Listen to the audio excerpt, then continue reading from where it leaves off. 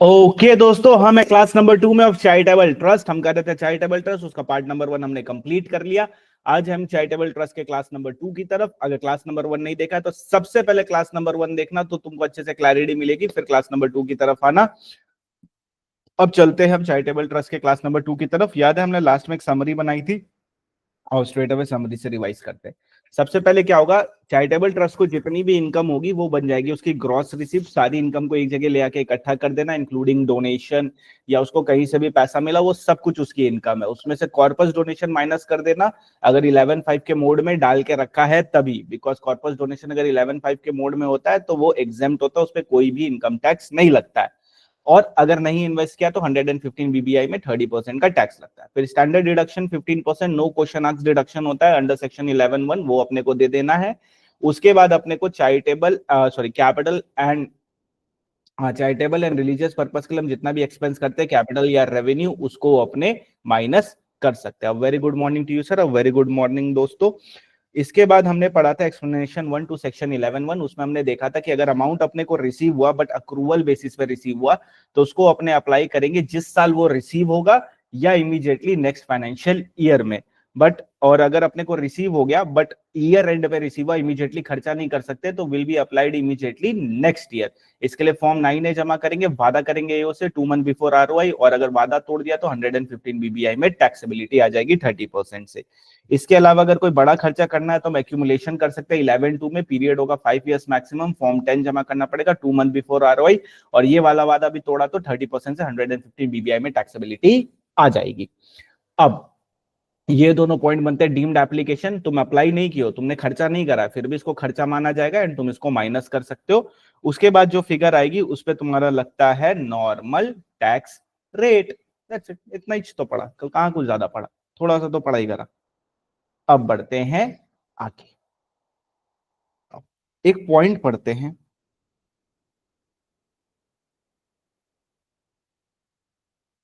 एक पॉइंट पढ़ते हैं, ध्यान से सुनना।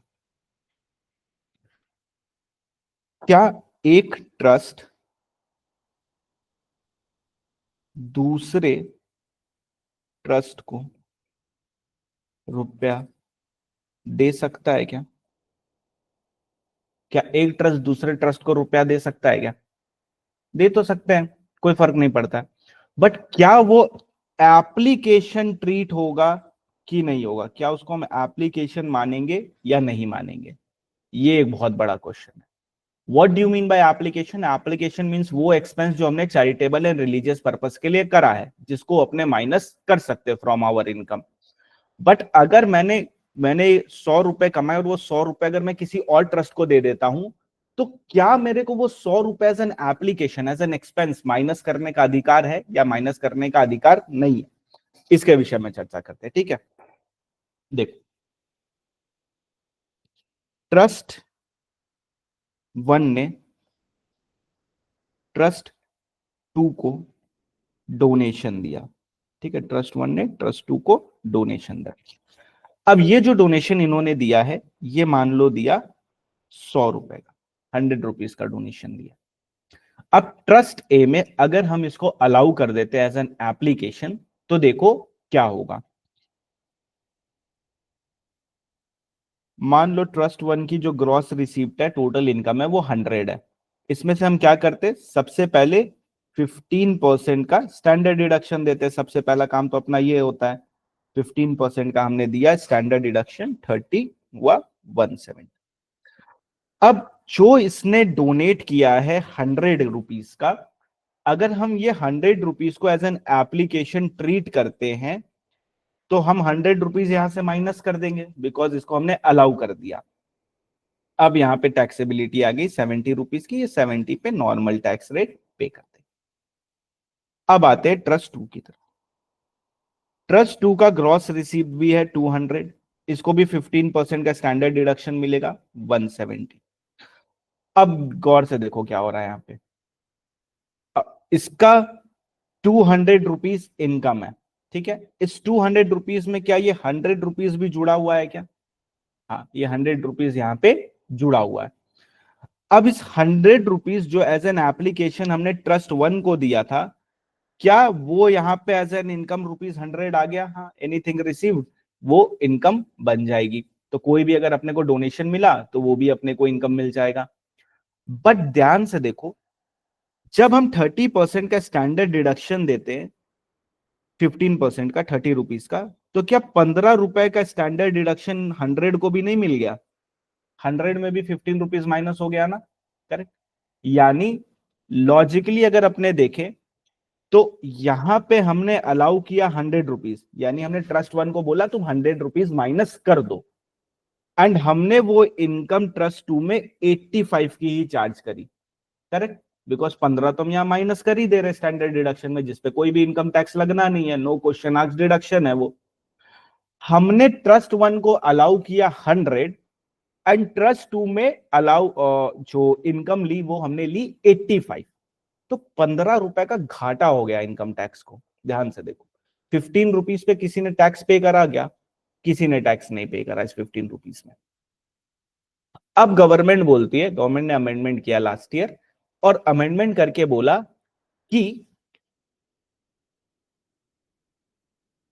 ट्रस्ट वन ट्रस्ट टू को डोनेशन दे सकती है, कोई दिक्कत नहीं। ₹100 मान लो इसकी इनकम थी, 15% का स्टैंडर्ड डिडक्शन, 85 बचा। 200 ले लेते हैं, 200, ₹30 का स्टैंडर्ड डिडक्शन, 170 बचा। अब इसमें से ₹100 जो हम डोनेट कर रहे हैं ट्रस्ट टू को, पहले हम ₹100 माइनस करते थे, तो गवर्नमेंट ने बोला यार तुम 100 यहां माइनस कर रहे हो एंड यहां पे सिर्फ 85 ले रहे हो, तो ये तो पैरिटी नहीं है ना, गलत हो जाएगा। ₹15 पे तो कोई कभी इनकम टैक्स देगा ही नहीं। इस तरह तो लोग दूसरे को डोनेट करते करते इस पूरे ही रुपीस को जीरो कर देंगे, क्योंकि अब ये 85 हुआ, अब इस 85 में हम 80 किसी और को डोनेट कर दिए, अब ये 80 ले लेगा, ये 15% डिडक्शन ले लेगा, फिर ये फर्दर डोनेट कर देगा, वो 15% डिडक्शन ले लेगा, 15% करते करते वो रुपया तो पूरी तरह से एग्जेम्प्ट हो जाएगा, कोई भी तो उस पर इनकम टैक्स देगा नहीं। नॉर्मल मैथ का कैलकुलेशन है, 15 15 15 15 सब कोई लेते चला जा रहा है, तो एट दी एंड कुछ एक नंबर्स के बाद जाके वो अमाउंट जीरो हो जाएगा, यानी कोई भी उस पर इनकम टैक्स पे नहीं करेगा। तो यहाँ पे टैक्स प्लानिंग हो जा रही थी, टैक्स इवेजन हो जा इवेजन नहीं, टैक्स प्लानिंग हो रही थी। अब इस सिनेरियो को कवर अप करने के लिए गवर्नमेंट एक सिंपल सी बात बोली, कोई दिक्कत, तुम ₹100 दे रहे हो उधर, हम तुमको यहां पे सिर्फ और सिर्फ 85 अलाउ करेंगे। तुम जितना डोनेट करोगे उसका सिर्फ और सिर्फ 85% हम तुमको अलाउ करेंगे ट्रस्ट नंबर वन को। अब जैसे ये प्रोविजन आया, ट्रस्ट नंबर टू में जो 200 की इनकम थी और 30 का स्टैंडर्ड डिडक्शन मिला है, तो अब एक बार 200 हटा देते हैं, 85 ही लेते हैं। मान लो इसकी इनकम सिर्फ ये ₹100 ही थी, ये जो ₹100 इसको ट्रस्ट से मिला है, ये ₹100 ही इसकी इनकम थी। अब मिला एक्चुअली ₹100 है, माइनस यहाँ पे 85 करेंगे। अब जब ट्रस्ट टू 15% का स्टैंडर्ड डिडक्शन लेगा तो 85 हो गया, बैलेंस हो गया। 85 माइनस किया, 85 इनकम यहाँ पे ले ली। अब इस 85 में जितना स्पेंड करेगा उतना इसको डिडक्शन मिल जाएगा, जितना नहीं स्पेंड करेगा उस पर इनकम टैक्स लग जाएगा। एकदम सिंपल हो गया कॉन्सेप्ट। तो अगर इसको समराइज करें तो एक सिंपल सी चीज है, trust one can donate to trust two, जितना रुपया डोनेट करेगा वो पूरा का पूरा रुपया ट्रस्ट टू के अकाउंट में लेना है, 85% नहीं लेना है ट्रस्ट टू के अकाउंट में। बट जब हम ट्रस्ट वन का एप्लीकेशन में उस एक्सपेंस को माइनस करेंगे, तब हम ओनली 85% माइनस करेंगे। क्यों? बिकॉज ट्रस्ट टू को तो 15% का स्टैंडर्ड डिडक्शन मिलता है, इसीलिए ट्रस्ट टू में 15% का स्टैंडर्ड डिडक्शन मिलता है, इसीलिए ट्रस्ट वन में हम 85% ही माइनस करेंगे। ये बहुत क्रूशियल पॉइंट है, इस पे एग्जाम में क्वेश्चन आएगा। लास्ट ईयर का अमेंडमेंट है, लास्ट ईयर का अमेंडमेंट वो बहुत अच्छी तरीके से पूछने का ट्राई करते हैं, तो इस पे एक क्वेश्चन बनेगा, और कैसा क्वेश्चन बनेगा आज ही दिखाऊंगा तुमको। ठीक है, तो 200 में से जैसे 100 डोनेट किया तो 85% ही अलाउ करेंगे, उसके अलावा और अलाउ नहीं करेंगे। लेकिन जब ट्रस्ट टू की इनकम लोगे तब कितना लोगे? पूरा का पूरा ₹100, तब 85 मत ले लेना, अदरवाइज गलत हो जाएगा। तो इस चीज का ध्यान रखना। अब अगर यही सेम कॉन्सेप्ट हम कॉर्पस डोनेशन के लिए अप्लाई करते हैं, ठीक है, ट्रस्ट वन ट्रस्ट टू को कॉर्पस डोनेशन देता है, और आपको पता होगा कॉर्पस डोनेशन इज 100% एग्जेम्प्ट। अब अगर 100 रुपीज का कॉर्पस डोनेशन ट्रस्ट टू को दिया है ट्रस्ट वन ने, तो क्या ये 100 रुपीज ट्रस्ट टू के हाथ में टैक्सेबल होगी क्या? इफ इन्वेस्टेड इन 11(5) मोड, क्या कॉर्पस डोनेशन टैक्सेबल होता है क्या जिसको रिसीव हुआ है? So the answer is no, taxability तो होती नहीं है। बट अगर इस 100 रुपीज को हम ट्रस्ट वन को अलाउ कर देंगे, तो क्या ये 100 रुपीज पे कभी भी टैक्स लगेगा क्या? ट्रस्ट वन ने माइनस कर दिया, ट्रस्ट टू के हाथ में एग्जेम्प्ट हो गया, तो 100 रुपीज पे तो कभी टैक्सेबिलिटी आएगी नहीं। तो गवर्नमेंट ने एक सिंपल सी बात बोली, जैसे अभी हमने ऊपर पढ़ा ना 15% वाला, यहाँ पे 100% एग्जेम्प्ट है, तो सिर्फ वहां पे हमने 85% अलाउ किया था, यहाँ पे हमने 0% अलाउ किया, म्हणजे 1 रुपया भी अलाउ नहीं होगा। यानी अगर ट्रस्ट वन ने कॉर्पस डोनेशन दिया ट्रस्ट टू को, तो ये ट्रस्ट टू के हाथ में तो एग्जेम्प्ट होता है, एंड ट्रस्ट वन के हाथ में ये एज एन एप्लीकेशन ट्रीट नहीं होगा, यानी आप इसको माइनस नहीं कर पाओगे, एज एन एक्सपेंस आप इसको माइनस नहीं कर पाओगे। क्यों? बिकॉज ट्रस्ट टू के हाथ में तो एग्जेम्प्ट है ना, इधर भी माइनस कर दे उधर भी एग्जेम्प्ट दे दे, डबल बेनिफिट हो गया, गवर्नमेंट को तो कोई फायदा ही नहीं हुआ। तो इस सिनेरियो में गवर्नमेंट सिंपल सी बात बोलती है, कॉर्पस डोनेशन जिसने दिया उसके हाथ में एप्लीकेशन ट्रीट नहीं होगा, कॉर्पस डोनेशन जिसको मिला उसके हाथ में वो इनकम ट्रीट नहीं होगा। Either of the one case हो सकता है, कभी भी ऐसा नहीं होता इनकम टैक्स में कि एक जन के हाथ में अलाउ कर दिया, एक जन के हाथ में एग्जेम्प्ट कर दिया, किसी ना किसी को तो टैक्स देना पड़ेगा उस अमाउंट पे। और इस बार टैक्स कौन देगा? T1, क्योंकि अगर ट्रस्ट वन माइनस नहीं करेगा इसका मतलब उस अमाउंट पे टैक्स लग रहा है। कभी भी कोई इनकम एग्जेम्प्ट नहीं होती है दोस्तों, ये चीज को ध्यान रखना। एक जन के अगर हाथ में एग्जेम्प्ट है तो किसी ना किसी के हाथ में टैक्सेबल है, वो कभी भी 100% कोई इनकम एग्जेम्प्ट नहीं होती है, कहीं ना कहीं जाके वो टैक्सेबिलिटी के उसमें आ ही जाती है। ठीक है, एम आई क्लियर दोस्तों? तो समरी क्या निकली इसकी? एकदम सिंपल सी समरी निकली, अगर ट्रस्ट वन ट्रस्ट टू को कॉर्पस डोनेशन देता है तो एज एन एप्लीकेशन यहाँ पे ट्रीट नहीं करना है, ट्रस्ट टू के हाथ में वो इनकम हो जाएगी एग्जेम्प्ट, प्रोवाइडेड 11(5) के मोड में डाल के रखा है। ट्रस्ट वन ने ट्रस्ट टू को नॉर्मल डोनेशन दिया, तो उस सिनेरियो में ट्रस्ट वन के हाथ में 85% एप्लीकेशन ट्रीट होगा, एंड ट्रस्ट टू के हाथ में पूरी की पूरी इनकम अपने को कंसिडरेशन में लेनी। 100 मिला तो पूरा का पूरा 100 रुपीज अपने को कंसिडरेशन में ले लेना। That's it. किसी को डाउट है ये दो पॉइंट में तो बताना एक बार। Clear, clarity? बाकी लोग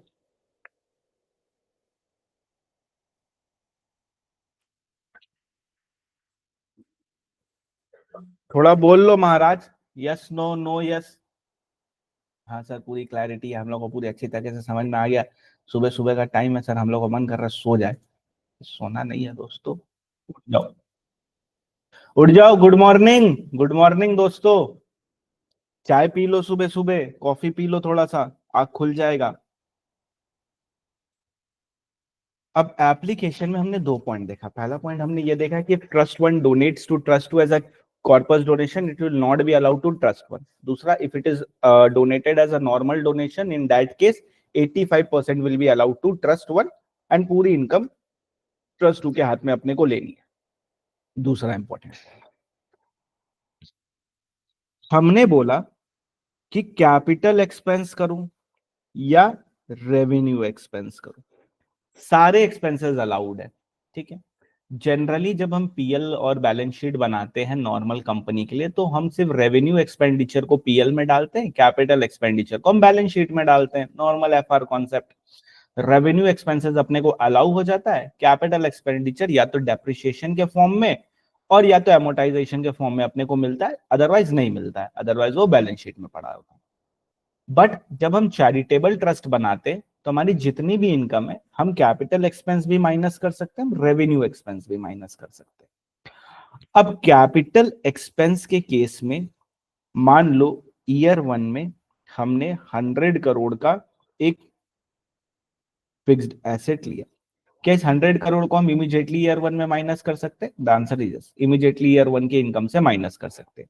अब ईयर वन की मेरी इनकम थी 200 करोड़, तो हम 100 करोड़ इसमें से माइनस कर सकते हैं। मान लो ये आफ्टर 85% वाली इनकम है 200 करोड़, इसमें 100 करोड़ माइनस किया और रिमेनिंग जो 100 करोड़ है उसमें नॉर्मल टैक्स रेट हमने पे कर दिया।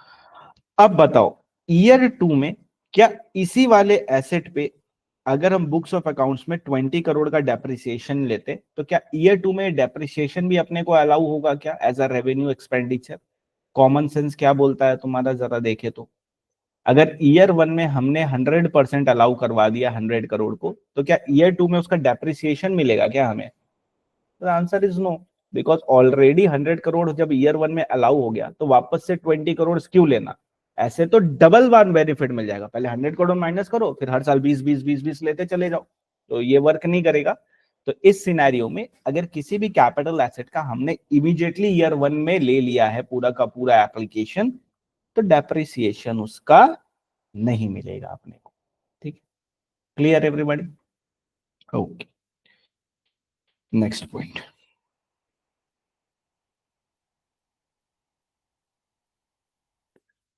जब हम कैपिटल एक्सपेंस करते हैं तो कैपिटल एक्सपेंस में लैंड एंड बिल्डिंग भी आता है। तो क्या अगर मैंने लैंड एंड बिल्डिंग परचेज करी है तो क्या मैं वो भी माइनस कर सकता हूँ ईयर 1 में? यस, इमीडिएटली माइनस कर सकते हैं ईयर 1 में। ठीक है, अपने जो normal FR and income tax में इंटर में जो कॉन्सेप्ट पड़े वो चैरिटेबल ट्रस्ट पे एप्लीकेबल नहीं होता है कि बैलेंस शीट में डालो फिर डेप्रिसिएशन लो, लैंड अलग कर दो बिल्डिंग अलग कर दो, लैंड पे डेप्रिसिएशन नहीं मिलेगा बिल्डिंग पे डेप्रिसिएशन मिलेगा। वो सारे कॉन्सेप्ट नॉर्मल एसएससीज के लिए, not for charitable trust. Charitable trust में जितना चैरिटेबल रिलीजियस पर्पस के लिए खर्चा करो, चाहे कैपिटल चाहे रेवेन्यू, सारा का सारा एज एन एप्लीकेशन तुम ट्रीट कर सकते हो। अब लैंड एंड बिल्डिंग में दो चीज होती है, एक होता है एसडीवी, एक होता है एक्चुअल कंसिडरेशन। अब एसडीवी अभी समझा रहे, आगे और आएगा चैप्टर में। एसडीवी मतलब होता है स्टैंप ड्यूटी वैल्यू, यानी हर एरिया में जो म्युनिसिपल होता है वो एक वैल्यू डिसाइड करता है हर एक प्रॉपर्टी का, कि इस प्रॉपर्टी का इतना वैल्यू होना चाहिए। और एक्चुअल कंसिडरेशन मतलब जो एक्चुअल रोकड़ा हमने पे करा उस प्रॉपर्टी को खरीदने के लिए, एक्चुअल परचेज प्राइस। तो याद रखना, जब हम चैरिटेबल ट्रस्ट पढ़ेंगे तब हम सिर्फ और सिर्फ एक्चुअल कंसिडरेशन पे फोकस करेंगे, एसडीवी पे नहीं। यानी अपने को स्टैंप ड्यूटी वैल्यू नहीं लेना है, एक्चुअल रोकड़ा में जो खर्चा किया, जो परचेज प्राइस हमने पे करी, एक्चुअल रुपया जो पे करा है वो अपने को लेना है एंड वो माइनस करना है। तो लैंड एंड बिल्डिंग के केस में एक्चुअल कंसिडरेशन माइनस होगा तुम्हारा, ये माइनस नहीं होगा, एसडीवी माइनस नहीं होगा। Normal provision for other assets, how does it work? Let's take an example. For normal provision, in normal provision क्या होता है, 100 रुपीज का अगर लैंड एंड बिल्डिंग है, ठीक है, अब मान लो इसमें से 20 लैंड है 80 बिल्डिंग है, तो हम सबसे पहली बात तो जो 20 का लैंड है उसको माइनस कर देते हैं और 80 की बिल्डिंग को कंसिडरेशन देते हैं। ये पूरा का पूरा चला जाता है बैलेंस शीट में, पीएल में कुछ भी नहीं जाता है। जो चीज पीएल में नहीं जाती है वो अलाउ नहीं होती है पीजीबीपी में। पढ़ेंगे जो पीजीबीपी का कॉन्सेप्ट पढ़ेंगे तो ये पॉइंट को भी पढ़ेंगे। अब लैंड नेवर डेप्रिशिएट, लैंड तो हमेशा एप्रिशिएट होता है, लैंड कभी डेप्रिशिएट होता नहीं है, तो उस पर डेप्रिसिएशन का कोई सवाल ही पैदा नहीं होता है। इस 80 में हम डेप्रिसिएशन चार्ज करते हैं। एग्जाम्पल के लिए सिंप्लीफाई करते हैं कि 8 करोड़ करके हर साल हम चार्ज करते हैं। तो ईयर 1 में हम 8 करोड़ माइनस करेंगे, हमको अलाउ हो जाएगा। ईयर 2 में हम 8 करोड़ माइनस करेंगे, हमको अलाउ हो जाएगा। ईयर 3 में हम 8 करोड़ माइनस करेंगे, हमको अलाउ हो जाएगा, एंड सो ऑन 10 साल तक हम इसको अलाउ करेंगे। एंड क्या 80 करोड़ मेरे को पूरे 10 साल में अलाउ हो गया? यस, इक्वली 8 8 8 8 8 करके हर साल मेरे को 80 करोड़ अलाउ हो गया। ठीक है, भले ही 10 साल में मिला, बट हम माइनस तो कर पाए ना 80 करोड़ को, बट क्या सीक्वेंसली, एक साल में इतना, दूसरे साल में इतना, तीसरे साल में इतना, बट अल्टीमेटली वो पूरा का पूरा रुपया पीएल में चला गया, राइट? और लैंड का रुपया कभी भी पीएल में नहीं जाएगा, बिकॉज ये तो एप्रिशिएट होता है, कभी डेप्रिशिएट होता ही नहीं है। बट जब हम चैरिटेबल ट्रस्ट की बात करते हैं तब हम लैंड हो या बिल्डिंग हो, टोटल करने का है, एक्चुअल कंसिडरेशन जो पे किया पूरा उठा के डाल देने का एप्लीकेशन, कुछ सोचना ही नहीं है, ना बाइफरकेट करना है, ना डेप्रिसिएशन देना है, ना कुछ करना है। entire amount will be subtracted from the total income and it will be treated as application, but लेना क्या है, actual consideration, SDV नहीं लेना है। क्लियर? 3 पॉइंट पढ़ा अभी तक। एक, डोनेशन 85% अलाउ करेंगे, कॉर्पस डोनेशन नहीं अलाउ करेंगे, land and building actual consideration लेना है, एचडीवी नहीं लेना। अब हमने बोला कि तुम कोई भी एक्सपेंस करोगे वो एक्सपेंस हम अलाउ कर देंगे, ठीक है, for charitable and religious purpose. Trust one ने क्या किया, एक लोन उठा लिया, ठीक है, लोन उठा लिया 100 करोड़ का, और इस 100 करोड़ के लोन से charitable and religious purpose perform कर दिया।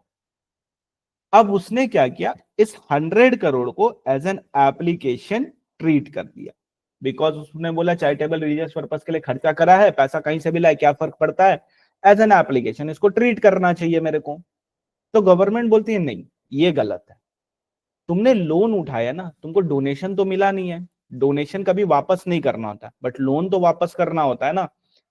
तो लोन वाले केस में तुमने 100 करोड़ मार्केट से उठाया एंड 100 करोड़ तुमने चैरिटेबल एंड रिलीजियस पर्पस के लिए स्पेंड कर दिया, तो ये एज एन एप्लीकेशन अभी तुमको अलाउ नहीं करेंगे, बिकॉज ये तुमने अपने डोनेशन वाले पैसे से नहीं करा है, तुमने पैसा उठाया है कहीं से। अब फ्यूचर में मान लो ईयर 2 में मेरे को 20 रुपए का डोनेशन मिलता है, 20 करोड़ का। अब ये 20 करोड़ के डोनेशन को हम यूटिलाइज कर देते हैं लोन का पेमेंट के लिए।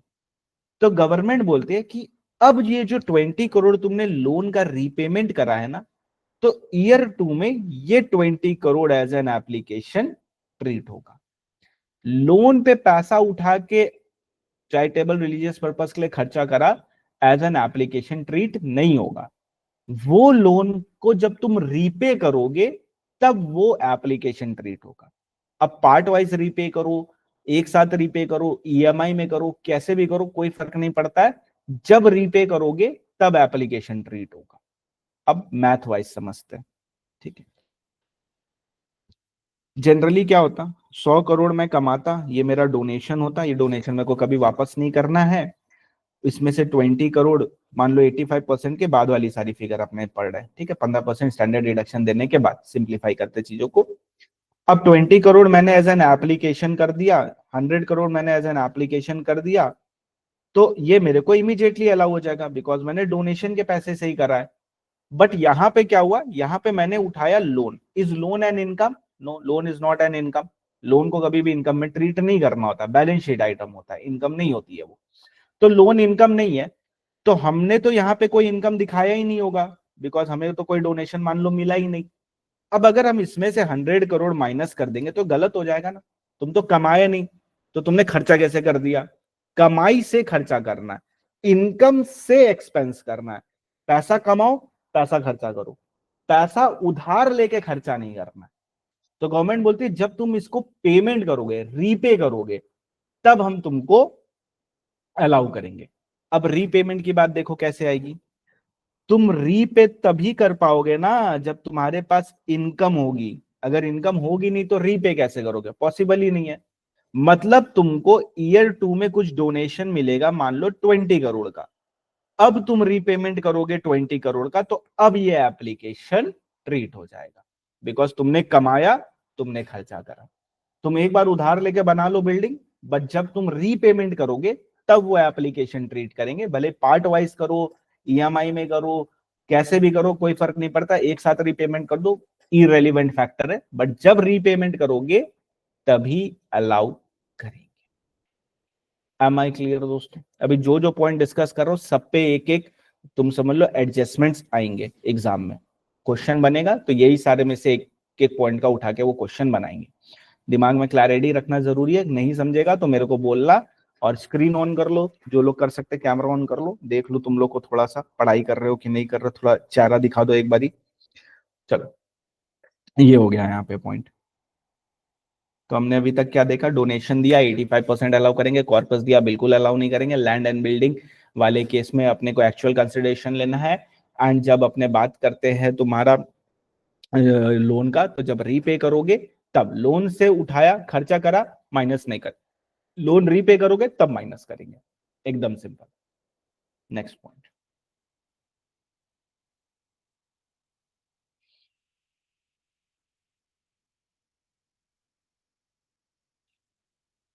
एक सेक्शन है,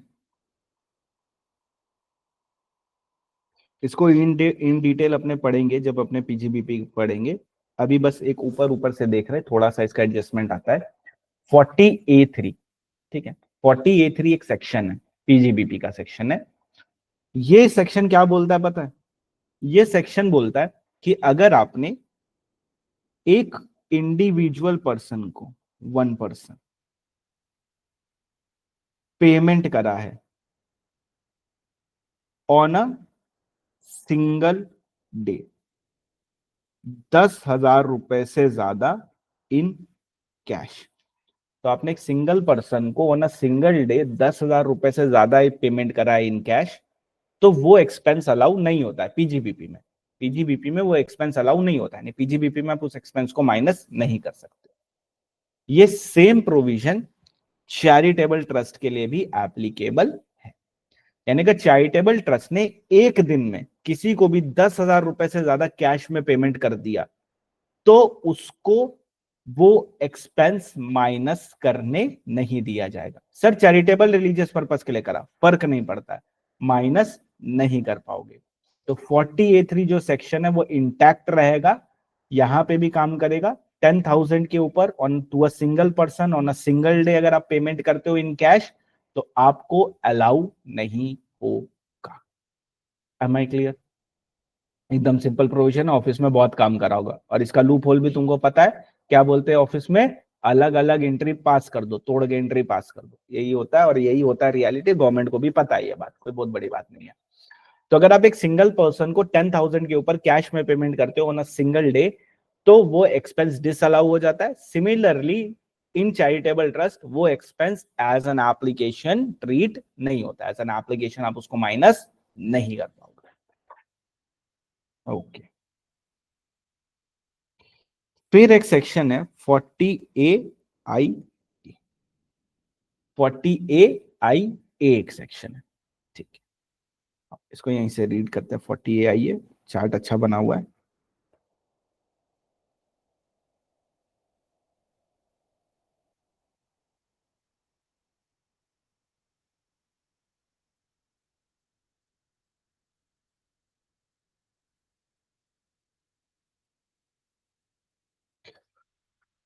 40A बोलता है कि अगर आप पेमेंट करते हो किसी रेसिडेंट को, आप पेमेंट कर रहे हो एक रेसिडेंट इंडिविजुअल को, आपने टीडीएस डिडक्ट नहीं करा, या डिडक्ट करा बट डिपॉजिट नहीं करा रिटर्न ऑफ इनकम तक, तो 30% of that expense will be disallowed, only 70% of that expense will be allowed.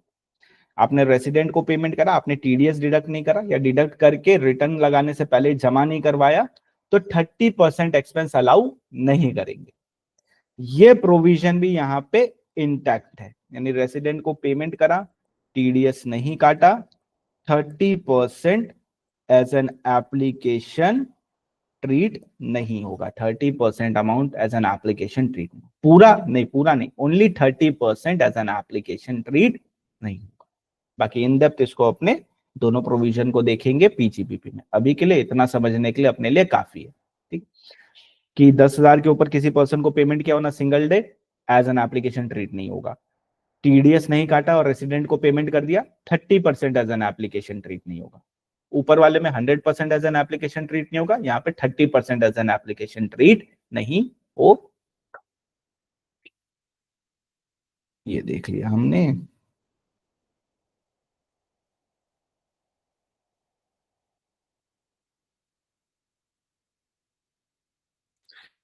अब अगर ट्रस्ट वन को कॉर्पस डोनेशन मिलता है 100 रुपीज का, तो 11/5 के मोड में उसने डाल दिया, तो ये क्या हो जाएगा? ये हो जाएगा तुम्हारा एज एन एग्जेम्प्ट हो जाएगा। ये इस पे तो कोई जीएसटी इनकम टैक्स लगेगा नहीं, एग्जेम्प्ट हो जाएगा पूरी तरह से। अब अगर कोई पर्सन इस कॉर्पस डोनेशन से 20 रुपीज का चैरिटेबल एंड रिलीजियस पर्पस पे खर्चा करता है, क्या एज एन एप्लीकेशन ट्रीट होगा? क्या वो, क्या एज एन एप्लीकेशन अपने उसको ट्रीट कर सकते हैं क्या? 100 रुपए तो हमने पहले ही माइनस कर दिए, अब उसमें से हमने 20 रुपए चैरिटेबल एंड रिलीजियस के लिए खर्चा कर दिया, क्या 20 रुपए माइनस कर पाएंगे क्या? तो द आंसर इज नो, नहीं कर पाएंगे, बिकॉज ऑलरेडी 100 तो हमने अलाउ कर दिया। बट याद है एक प्रोविजन, अगर कॉर्पस डोनेशन 11.5 के मोड में इन्वेस्ट नहीं होता है तो वो एग्जेम्प्ट हो जाता है, सॉरी एग्जेम्प्ट नहीं होता है, उसका एग्जेम्पशन विड्रॉ हो जाता है। इसका मतलब अगर ये 20 रुपए इसने चैरिटेबल एंड रिलीजियस पर्पस के लिए खर्चा करा है, मतलब 11.5 के मोड से तो हटा दिया होगा, तभी तो खर्चा कर पाया, नहीं तो खर्चा करेगा कैसे। मान लो 11.5 के मोड में लिखा था कि पीएसयू का शेयर खरीदना है, उसने पीएसयू का शेयर बेचा होगा तभी तो 20 रुपए खर्चा कर पाया होगा, शेयर बिना बेचे तो खर्चा कर नहीं पाया होगा। यानी 11.5 के मोड में तो वो रहा नहीं, तो अगर 11.5 के मोड में वो रहा नहीं तो उसके बाद क्या हो जाएगा, उस पर टैक्सेबिलिटी आ जाएगी, तो मतलब वो टैक्सेबल हो गया। तो गवर्नमेंट बोलती है देखो ये एप्लीकेशन तो हम अलाउ नहीं करेंगे, अदरवाइज सब कॉर्पस डोनेशन से खर्चा करना शुरू कर देंगे। गवर्नमेंट बोलती है एक काम कर सकते हैं, ये एप्लीकेशन हम तुमको उस दिन अलाउ करेंगे जिस दिन तुम ये 20 रुपया वापस कॉर्पस डोनेशन में डाल दोगे, वापस से 20 रुपए उस कॉर्पस डोनेशन वाले फंड में डाल दोगे, उस दिन हम ये 20 रुपए चैरिटेबल एंड रिलीजियस पर्पस वाला एज एन एप्लीकेशन अलाउ कर देंगे। ओके, चलो अभी तक जो जो पढ़ा आओ उसको रीड करते हैं। ऑलरेडी समरी प्रिपेयर्ड है बुक में, सेपरेटली नहीं करनी। बुक का मैं तुम लोग को दे दूंगा पीडीएफ, जो जो चैप्टर अपने करेंगे, जब तक आपके पास बुक नहीं आता है तो आप लोग वहां से कर लेना। कंपाइलर का भी दे दूंगा, 2 चैप्टर अपने मोस्ट प्रोबेबली करेंगे, चैरिटेबल ट्रस्ट एंड टीडीएस, दोनों में अमेंडमेंट है, सारे में ही अमेंडमेंट है इनफैक्ट, तो वो अपने करेंगे, तब तक अपने पास कंपाइलर और बुक आ जाएगा। अब देखो जो जो हमने पढ़ा है अभी तक, सबसे पहले चैरिटेबल ट्रस्ट मतलब क्या होता है, medical relief, education, relief to poor, preservation of environment, preservation of monument and yoga, and इसके बाद ओपन एंडेड कर दिया, advancement of any other object for general public utility. इसमें हमने क्या बोला कि treated as charitable purpose if aggregate received from business activity is not more than 20% of the total receipt। But अगर 20% के ऊपर गया तो सिर्फ एग्जेम्पशन अवेलेबल नहीं होगा, कटेगा, रजिस्ट्रेशन नहीं कटेगा, बस एग्जेम्पशन अवेलेबल नहीं होगा अपने को। अच्छा ये पॉइंट किसके लिए, ये पॉइंट सिर्फ और सिर्फ इसके लिए, ठीक है, बाद में यहाँ पे ड्रॉ कर लेना, सिर्फ और सिर्फ इस वाले पॉइंट के लिए, योगा वगैरह के लिए ये वाला पॉइंट नहीं है। ओके, फिर अपने को 11.1 का एग्जामेशन मिलेगा, कॉर्पस डोनेशन पूरा एग्जाम्प्ट है अगर 11.5 के मोड में हमने डाल के रखा। 15% का स्टैंडर्ड डिडक्शन ऑलवेज मिलेगा, ये अभी से लिखना हम लोग प्रैक्टिस करेंगे, जैसे क्वेश्चन प्रैक्टिस करेंगे वैसे लिखना भी प्रैक्टिस करेंगे इसको, क्योंकि ये मिस आउट हो जाता है एग्जाम में। तो 15% स्टैंडर्ड डिडक्शन ऑलवेज माइनस करना है, मतलब करना ही है। फिर income applied for charitable and religious purpose in India out of remaining 85% exempt होता है, कैपिटल भी एग्जेम्प्ट होता है, रेवेन्यू भी अपने माइनस कर सकते हैं, एज एन एप्लीकेशन ट्रीट करेंगे। लैंड एंड बिल्डिंग वाले केस में एक्चुअल परचेज प्राइस लेना है अपने को, एसडीवी नहीं लेना है, ignore SDV. Loan repayment application treat होता है, the amount not so treated as application or part thereof shall be treated as application in previous year in which loan or borrowing is repaid। यानी जब repay करोगे तब तुम उसको as an application treat कर सकते हो। From the income of that year to the extent of such repayment. अच्छा एक और कंडीशन है, तुमने लोन उठा के बिल्डिंग बना दी, लोन का रीपेमेंट करना है, तो एक कंडीशन है, वो रीपेमेंट एज एन एप्लीकेशन तभी अलाउ होगा जब 5 साल के अंदर रीपे कर दोगे। रीपे तुमको 5 साल के अंदर करना है, from the end of the previous year in which application was made. जिस साल तुमने बिल्डिंग बनाया वहां से, उस साल खत्म होने के बाद वहां से 5 साल के अंदर तुमको लोन का रीपेमेंट कर देना। अगर कर दिया तो एज एन एप्लीकेशन अलाउ कर देंगे, नहीं किया तो गियो, कुछ नहीं कर सकते हैं। And 40A and 40A3 will be applicable, यानी 10,000 के ऊपर कैश में नहीं देना है और टीडीएस काट के पेमेंट करना है। डोनेशन टू अदर ट्रस्ट कितना अलाउ करेंगे, सिर्फ और सिर्फ 85% अलाउ करेंगे। अच्छा सामने वाले ट्रस्ट के हाथ में कितना लेंगे, पूरा 100 रुपीज लेंगे। अगर 100 रुपीज डोनेट किया है तो 85 रुपीज ट्रस्ट वन को अलाउ करेंगे, बट सामने वाली ट्रस्ट पे कितना इनकम लेंगे, पूरा का पूरा 100 रुपए, बिकॉज उसको 15% का स्टैंडर्ड डिडक्शन मिल जाता है। Corpus donation not treated as application. Depreciation allow नहीं करेंगे because entire capital expenditure is allowed. 40A I है and A3 will be applicable, बिना TDS काटे पेमेंट नहीं करना है और 10,000 रुपए के ऊपर कैश में पेमेंट नहीं करना है। Any application from corpus donation, application treat नहीं होता है, बट ट्रीट होगा कब, जब कॉर्पस में पैसा वापस डाल दोगे। Regarded as application when invested और डिपॉजिटेड बैक इनटू 11.5 मोड, जब 11.5 मोड में वापस इन्वेस्ट कर दोगे, कॉर्पस में पैसा वापस आ गया, तब अलाउ कर देंगे इसको एज एन एप्लीकेशन। फिर हमने देखा था एक्सप्लेनेशन 1 to 11 जिसमें हमने क्या देखा, इनकम अगर रिसीव नहीं हुई अक्रूवल वाला, तो फॉर्म 9A जमा करेंगे 2 months before the due date of filing of ROI, that income will be applied in the year of receipt और इमीडिएटली नेक्स्ट ईयर। वादा करेंगे कि नेक्स्ट ईयर जिस साल रिसीव होगा या उसके नेक्स्ट ईयर 100% उस पैसे को चैरिटेबल एंड रिलीजियस पर्पस के लिए खर्चा कर देंगे।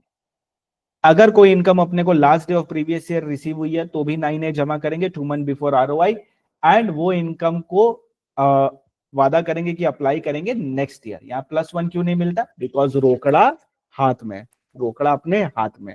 इधर +1 क्यों मिला है, बिकॉज रोकड़ा अपने हाथ में नहीं है। जब आएगा उसके नेक्स्ट ईयर, उस साल या उसके नेक्स्ट ईयर पक्का से खर्चा कर देंगे।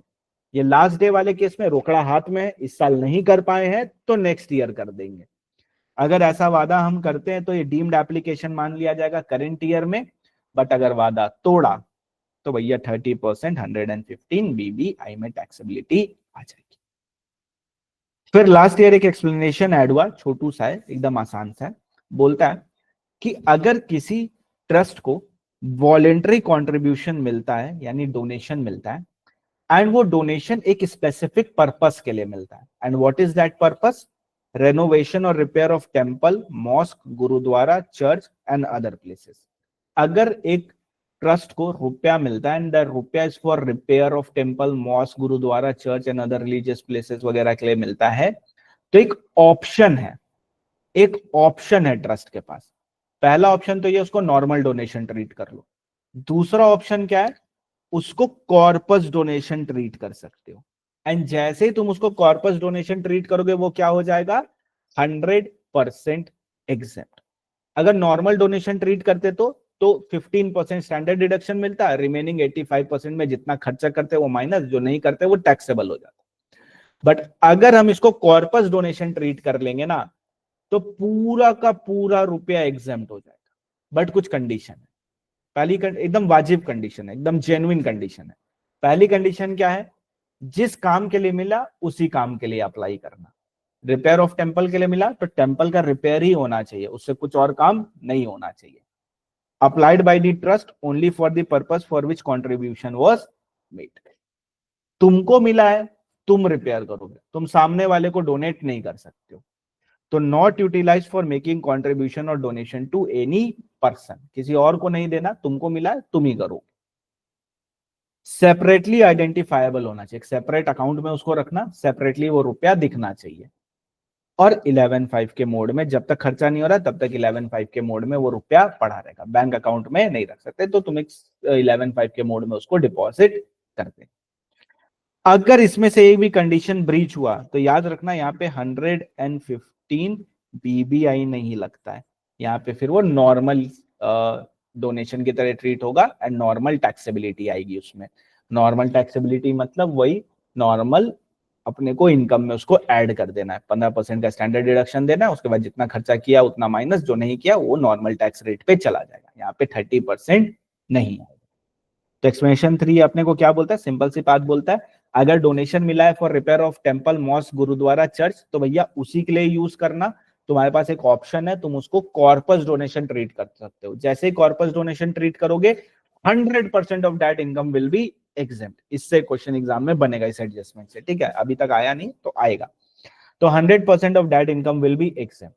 कंडीशन क्या है, जिसके लिए मिला वही करना, जिसको मिला बस वही करेगा, यानी किसी और को डोनेट नहीं करोगे, सेपरेटली आइडेंटिफाइबल होगा एंड 11.5 के मोड में डाल के रखना। अगर वॉयलेट कर दिया तो वो डीम्ड इनकम मान ली जाएगी उस ईयर में जिस ईयर में तुमने वॉयलेट किया है, यानी किसी और को डोनेट किया जिस साल, उसी साल वो डीम्ड इनकम मान ली जाएगी तुम्हारे हाथ में एंड उस पर टैक्सेबिलिटी आ जाएगी। इसमें 115 BBI नहीं लगेगा। बाकी RTP MTP आएगा तो उस पर अगर कुछ इसमें क्वेश्चन बनेगा तो और क्लैरिटी अपने को मिलेगी। नेक्स्ट पॉइंट, सारे एक्सपेंडिचर कैश बेसिस पे अलाउड है। हमने पढ़ा है ना मर्केंटाइल सिस्टम, एक्रूवल बेसिस, वो सब अकाउंटिंग के लिए, यहां पे नहीं। यहां पे अगर रोकड़ा में खर्चा करा तो ही अलाउ करेंगे, अदरवाइज अलाउ नहीं करेंगे। यानी accrued expenses will not be allowed. तुमने कुछ एक्सपेंस कर दिया, बुक कर दिया, लेकिन रुपया नहीं दिया, होगा नहीं। जब तक रुपया नहीं पेमेंट करोगे तब तक वो expense as an application treat नहीं होगा। Any sum payable by trust shall be treated as application of income only in previous year when such sum is actually paid. Actual payment जब करोगे तभी उसको एज एन एक्सपेंडिचर अपने treat करेंगे, otherwise as an expenditure उसको treat नहीं करेंगे। Method of accounting से फर्क नहीं पड़ता, irrespective of method of accounting. अब बात करें एक्यूमुलेशन की। क्या एक्यूमुलेशन अलाउड है? बिल्कुल अलाउड है। फॉर्म 10 जमा करना पड़ेगा 2 month before filing ROI. Purpose बता देंगे, पीरियड बता देंगे। पीरियड कितना होता है दोस्तों? मैक्सिमम 5 इयर्स होता है। 11/5 के मोड में डाल के रखना और किसी और ट्रस्ट को डोनेट मत करना। अब अगर applied for purpose other than for the purpose for which it is accumulated, या ceases to remain invested in 11/5 mode, या donated to any other trust, या not utilise within 5 years, या जितने भी पीरियड के लिए हमने मांगा, तो टैक्सेबल हो जाएगा। कब टैक्सेबिलिटी आएगी? किसी अदर पर्पस के लिए यूज किया तो जिस साल यूज किया उसी साल टैक्सेबल हो जाएगा। 11/5 के मोड में इन्वेस्ट नहीं करा, तो अगर 11/5 के मोड में इन्वेस्ट नहीं करा तो जिस दिन नहीं करा उसी दिन टैक्सेबिलिटी आ जाएगी। किसी और ट्रस्ट को डोनेट किया तो जिस दिन डोनेट किया उसी दिन टैक्सेबिलिटी आ जाएगी। बट पीरियड वाले केस में जब तक एक्सपायरी नहीं होता है तब तक टैक्सेबिलिटी नहीं आएगी। मान लो 3 साल हमने बोला तो 3rd ईयर में टैक्सेबल होगा, 3rd ईयर तक हमने पैसा खर्चा नहीं करा। हमने 5 साल बोला तो 5 साल एक्सपायरी आएगी। हमने बोला 8 साल तो 8 साल पे आएगी क्या? The answer is no, because maximum 5 साल ही अलाउड है। मैक्सिमम 5 साल के लिए एक्यूमुलेशन किया जा सकता। ओके, अब मान लो क्या होता है, एक पर्सन है, केस एक पॉइंट भी पढ़े साथ में, एक पर्सन है at least 2 month before due date of filing of ROI उसको फॉर्म 10 जमा करना होता है, राइट? अब हुआ क्या ना, जेन्युइन बंदा है, जेन्युइन केस है, भूल गया, नहीं जमा कर पाया form 10, but return of income लगा दिया था, फॉर्म 10 जमा नहीं कर पाया। तो गवर्नमेंट बोलती है अगर कोई पर्सन है जिसका accumulation या deemed application shall not be denied to the trust as long as statement of accumulation is furnished on or before due date of furnishing of return of income। यानी form 10 2 month before ROI बोला, but मान लो नहीं लगा पाया, तो उस scenario में अगर रिटर्न के साथ भी लगा देता है डीम्ड एप्लीकेशन तो भी माना जाएगा कि ठीक है, इसको अपने अलाउ कर देंगे। जेन्युइन केस है, जबरदस्ती सिर्फ फॉर्म नहीं लगाया इसके लिए डिसअलाउ नहीं करेंगे, अलाउ कर देंगे इस एक्सपेंस को। दूसरी चीज, अब मान लो हुआ क्या, हमने सोचा था ना कि हम इस पैसे को जमा करेंगे और इसको हम यूटिलाइज करेंगे, मान लो हम इसको यूटिलाइज करेंगे गरीब लोगों को इंटरनेट देने के लिए, ठीक है, मेरा ये ऑब्जेक्टिव था, इसलिए हम पैसा जमा कर रहे थे। अब क्या हुआ, सिचुएशन चेंज हो गई, सबके पास फ्री इंटरनेट आ गया, तो अब मेरा ये ऑब्जेक्टिव तो वैलिड नहीं है ना, अब अननेसेसरी हम ये खर्चा करेंगे तो ये तो गलत चीज हो जाएगी। तो हम चले जाएंगे असेसिंग ऑफिसर के पास, हम उसको सिचुएशन एक्सप्लेन करेंगे, फिर हम उसको बोलेंगे देखो हमने एक्यूमुलेट किया था for the purpose of providing free internet to local people, but this is now been provided by Reliance itself, तो फिर अपने क्यों खर्चा करें अननेसेसरी इसका। तो हम उससे रिक्वेस्ट करेंगे कि हमको किसी और चैरिटेबल पर्पस के लिए रुपया खर्चा करने दो, क्योंकि अगर हम किसी और के लिए करेंगे तुम तो मेरे को इमीडिएटली 115 बीबीआई लगा दोगे, बट ये तो जेन्युइन केस है ना, जबरदस्ती क्यों खर्चा करेंगे। जेन्युइन केस के केस में असेसिंग ऑफिसर चाहे तो हमें दूसरा ऑब्जेक्टिव भी अलाउ कर सकता है, depending on case to case scenario. तो where any income is accumulated under 11(2) cannot be applied for purpose for which it is accumulated, then assessing officer may allow such income to be applied for any other charitable and religious purpose। की factor क्या है, India में करना पड़ेगा, जो कि day 1 से कल से अपने पढ़ रहे कि इंडिया में एक्सपेंस करना है चैरिटेबल एंड रिलीजियस पर्पस का। स्पेसिफाइड ट्रस्ट एंड इंस्टीट्यूशन को नहीं कर सकते, किसी और को डोनेट नहीं कर सकते हो,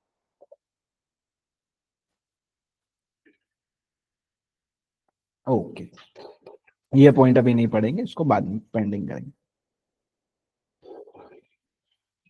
तो 115 बीबीआई में हमने देखा स्पेसिफाइड इनकम पे 30% लगता है। पहले 11.3, फिर एक्सप्लेनेशन 1, फिर 11.5 के मोड में नहीं डाला, या रिलेटेड पर्सन के लिए खर्चा कर दिया, या 15% से ज्यादा इनकम को सेट अपार्ट कर दिया वॉयलेटिंग द प्रोविजन, बिना फॉर्म 10 जमा करे एक्यूमुलेशन कर दिया, वॉयलेट हो गया प्रोविजन। 15% से ज्यादा जितना भी अमाउंट है उस पर 30% से टैक्सेबिलिटी लग जाएगी।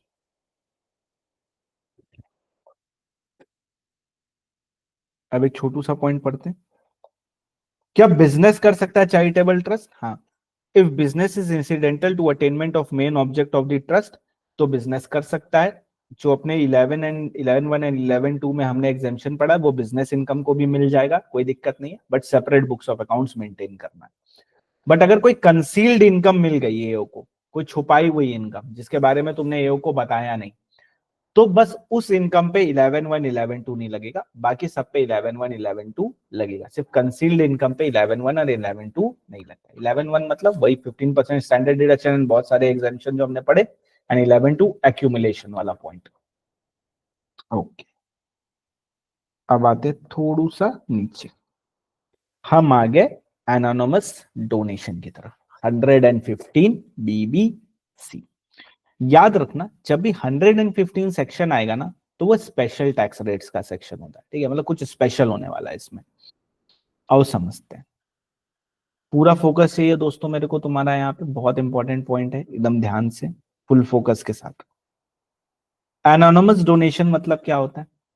एनोनिमस डोनेशन मतलब हो गया गुप्त दान, ठीक है, यानी डोनेट कर रहे लेकिन नाम नहीं बता रहे, होता है, बहुत सारे लोग हैं, और यही तो नियम ही है ना कि एक हाथ से दो, दूसरे हाथ को पका ही ना चले। डोनेशन तो ऐसे ही किया जाता है रियलिटी में। तो एनोनिमस डोनेशन मतलब होता है कि मान लो चाहे जो बॉक्स रखा है डोनेशन का, उसमें 10,000 रुपए आ गए, नाम भी नहीं, कुछ भी नहीं। अब उस एनोनिमस डोनेशन का क्या करना है? बिकॉज एनोनिमस डोनेशन के नाम पे ब्लैक मनी भी तो वाइट की जा सकती है। एनोनिमस डोनेशन के नाम पे तो ब्लैक मनी भी वाइट की जा सकती है, बिकॉज उसमें नाम देना ही नहीं होता है, और अपने क्वेश्चन रेज भी नहीं कर सकते कि ऐसा क्यों, वैसा क्यों, ये वो हेन तेन। तो इसके लिए एनोनिमस डोनेशन के लिए बहुत गौर से सुनना दोस्तों, डिवीजन होता है दो लोगों के बीच में।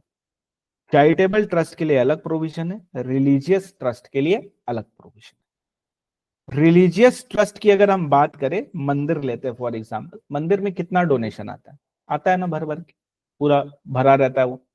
किसी भी नोट के ऊपर नाम लिखा रहता है क्या, या लिफाफे पे नाम लिखा रहता है क्या कभी भी किसी भी मंदिर वाले में? नॉट पॉसिबल, इम्पॉसिबल टास्क होता है, होता ही नहीं है जनरली। तो मंदिर में सबसे ज्यादा डोनेशन क्या होता है? एनोनिमस ही होता है सबसे ज्यादा डोनेशन। दान पात्र में 10 रुपए डाल दिया, 20 रुपए डाल दिया, 100 रुपए डाल दिया, तो ये तो एनोनिमस डोनेशन ही हुआ, नाम पता ही नहीं है, एड्रेस पता नहीं है कि किसने दिया, रुपया पता नहीं है। तो रिलीजियस ट्रस्ट के लिए तो नॉर्मल चीज है, मंदिर मस्जिद वगैरह के लिए तो नॉर्मल चीज है। तो उनके लिए एनोनिमस डोनेशन को ट्रीट किया गया normal donation. And normal donation क्या होता है? ग्रॉस रिसीप्ट में जाता है, फिर 15% का स्टैंडर्ड डिडक्शन, जितना खर्चा कर दिया उतना चैरिटेबल के लिए उतना अलाउ कर देंगे, जो नहीं किया वो नॉर्मल टैक्स रेट पे चला जाएगा। तो रिलीजियस ट्रस्ट के लिए कोई स्पेशल ट्रीटमेंट नहीं करना, कोई भी स्पेशल ट्रीटमेंट नहीं करना, नॉर्मल डोनेशन की तरह ट्रीट करना है ग्रॉस रिसीप्ट। अब एनोनिमस डोनेशन अगर चैरिटेबल ट्रस्ट को मिलता है, तो गवर्नमेंट को लगता है कि भैया यहाँ पे हो सकती है कुछ गड़बड़, ठीक है, गड़बड़, दिल से दिल का रिश्ता है, लेकिन यहाँ पे होगी कुछ गड़बड़, कुछ तो कर सकते हैं। तो अब चैरिटेबल ट्रस्ट क्या करेगा? यहां पे इसको दो भाग में बांटेगा, ठीक है, दो भाग में बांटेगा। एनोनिमस डोनेशन का एक हिस्सा टैक्सेबल होगा 115 बीबीसी में, और एक हिस्सा टैक्सेबल होगा नॉर्मल, एक को नॉर्मल ट्रीट करें।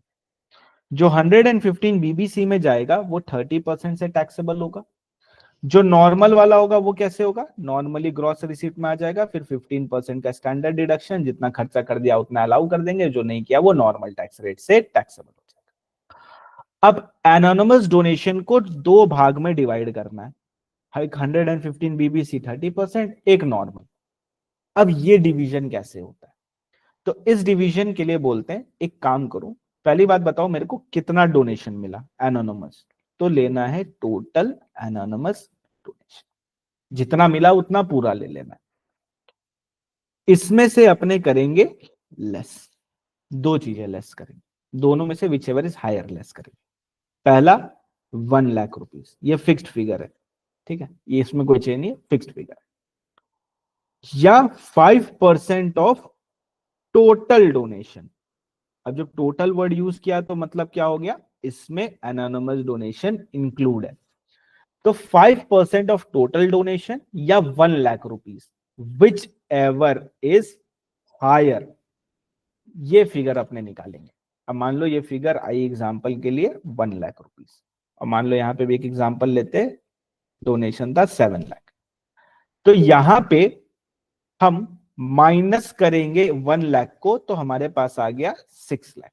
अब गवर्नमेंट बोलती है कि देखो तुमको एनोनिमस डोनेशन मिला है, तुम बहुत अच्छे आदमी हो मेरे को पता है, लेकिन आई कांट ट्रस्ट यू ना। एनोनिमस डोनेशन मतलब कि चैरिटेबल ट्रस्ट को मिला, म्हणजे कुछ तो गड़बड़ हो सकता है इसमें। तो हम एक काम करते हैं, देखो हम एनोनिमस डोनेशन पे 30% का टैक्सेबिलिटी लगाएंगे, लेकिन हो सकता है उसमें कोई जेन्युइन केस हो, एक्चुअली कोई गुप्त दान किया हो, तो उसके लिए हम एक फॉर्मूला बताते हैं। 5% ऑफ टोटल डोनेशन और 1 lakh whichever is higher, इतने को हम ट्रीट करेंगे नॉर्मल डोनेशन। इतना हिस्सा हम तुम्हारा नॉर्मल मान लेंगे, बिकॉज डेटा एनालिसिस से मेरे को पता चला कि 5% ऑफ टोटल डोनेशन या 1 lakh whichever is higher के ऊपर जनरली किसी को गुप्त दान नहीं मिलता है जेन्युइन केस वाले में। तो 1 लाख रुपया इस वाले एग्जाम्पल में हम तुमको नॉर्मली अलाउ कर देंगे, यानी नॉर्मल डोनेशन जाएगा, 15% का स्टैंडर्ड डिडक्शन मिलेगा, जितना खर्चा कर दिया इसमें वो पूरा का पूरा माइनस कर देंगे, जो नहीं करा उसमें नॉर्मल टैक्स रेट लगेगा। रिमेनिंग जो अमाउंट बचा है एनोनिमस डोनेशन का, यानी 6 लाख रुपीज, इस पे हम 30% का टैक्स लगा देंगे अंडर सेक्शन 115 BB। एकदम आसान है, सिंपल है, कंफ्यूज नहीं होना। क्या है anonymous donation, charitable trust, anonymous donation अगर रिलीजियस ट्रस्ट को मिला तो ये नॉर्मल डोनेशन की तरह ट्रीट होगा, 15% इसमें माइनस कर देंगे, रिमेनिंग जो खर्चा किया वो एग्जेम्प्ट, जो नहीं करा वो टैक्सेबल नॉर्मल रेट से। अगर चैरिटेबल ट्रस्ट को मिला तो दो हिस्सा करेंगे, एक 115 BBC में जाएगा, एक नॉर्मल में जाएगा। नॉर्मल वाला normally gross receipt minus standard deduction, जितना खर्चा कर दिया वेल एंड गुड, जो नहीं करा वो टैक्स।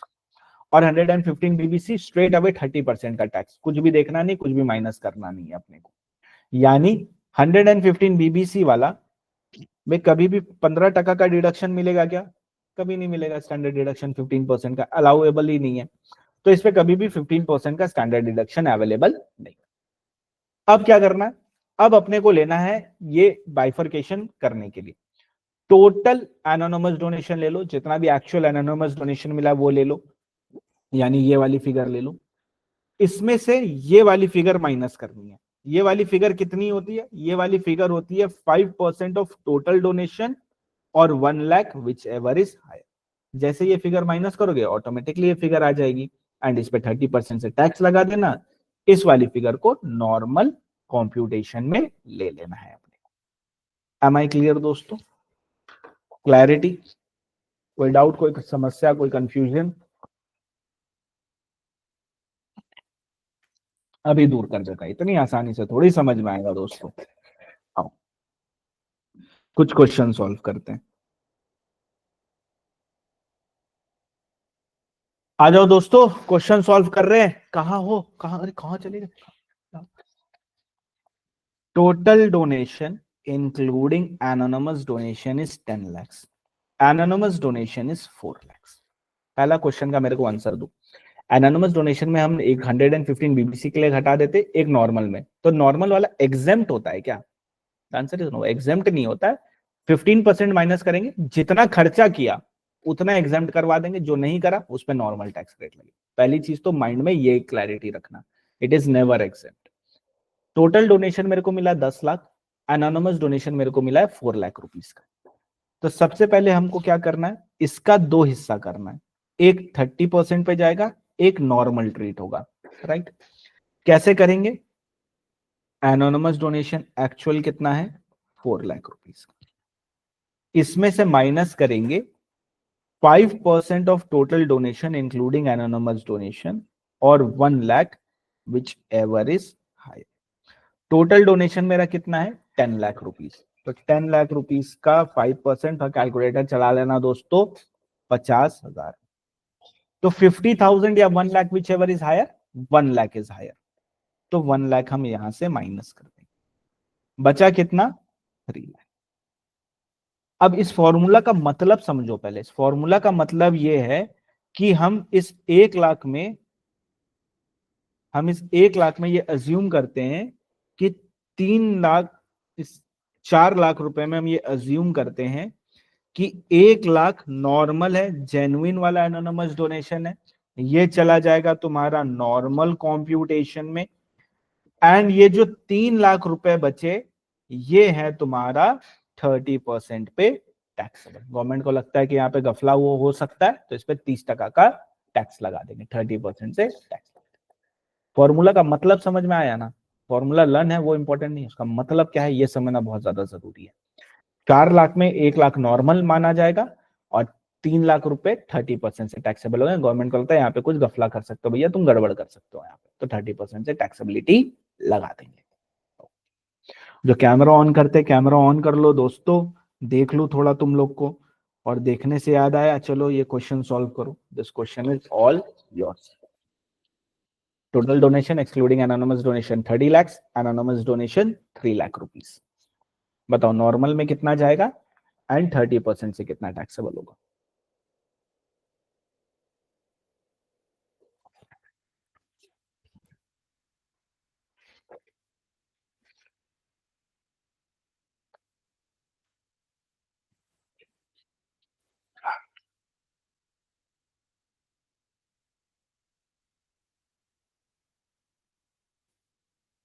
ओके, हाँ अलग अलग आ रहा है। जो फिगर माइनस करते हैं वो नॉर्मल में जाता है, जो माइनस होके फिगर आती है वो, अच्छा 3 लाख है वैसे। गॉट इट, गॉट, समझे। ये देखो, तो इस वाले केस में अपने को क्या करना है, इस वाले केस में अपने को लेना है actual anonymous donation 3 lakh rupees. इसमें से हम माइनस करेंगे 5% of total donation including anonymous वाला, ठीक है, और 1 लाख रुपए विच एवर इज हायर। अब जब हम इसमें लेते हैं टोटल डोनेशन इंक्लूडिंग एनोनिमस तो देखो कितना होता है, 33 lakhs होता है। 33 lakhs का अगर हम 5% करते हैं तो आता है 1,65,000। गलती समझ में आई दोस्तों, कहाँ हो गई थी? हाँ, टोटल, जब भी टोटल डोनेशन लेंगे तो एनोनिमस को इंक्लूड करना। देखो यहाँ पे एक्सक्लूडिंग है तो इसको अपने को इंक्लूड करना है। तो ये हुआ 165। अब 165 माइनस 3 लाख तो हुआ 135। अब 135 मेरा चला जाएगा 115 बीबीसी में, 165 मेरा चला जाएगा नॉर्मल कॉम्प्यूटेशन में। Am I clear? गलती पता चली? गलती करना बहुत ज्यादा जरूरी है, गलती करेंगे तभी सीखेंगे। जिसने गलती करी नहीं वो कभी सीखा नहीं, ठीक है? तो गलती से घबराने का नहीं है, उल्टा खुश होने का है कि चलो गलती हुई। ऐसा ये कैसा लॉजिक है? यही अच्छा लॉजिक है, ठीक है? तभी तो 60 आते हैं, ऐसे थोड़ी 60 आता है। हाँ, रुको इस क्वेश्चन को मैं थोड़ा सा इनहेंस करता हूँ एंड फिर ये क्वेश्चन देता हूँ तुमको। ग्रॉस,